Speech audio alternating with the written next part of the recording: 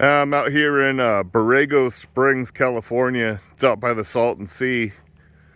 They got these really cool sculptures all over the desert out here. Obviously, we got the cricket and the scorpion here.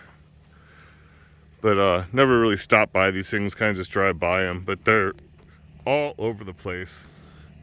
They got some elephants down there. I think there's a camel or something down there and a baby camel. But anyways, they got hundreds of these things out in Borrego. You can come out here, get a map, and come see all of them.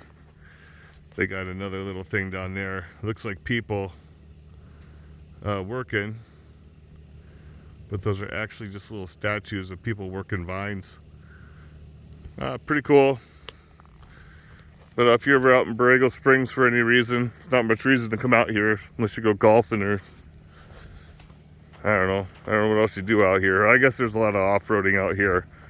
A lot of people bring their fifth wheels and four-wheelers and razors and stuff and do a ton of off-roading out here. So it's kind of a recreational part of California, right by the Salton Sea. But just thought I'd get close. I never got close to these things before. Thought since I had time, I'd take a picture of them. But yeah, Borrego Springs, California. Check it out if you're ever out here. Talk to you guys later.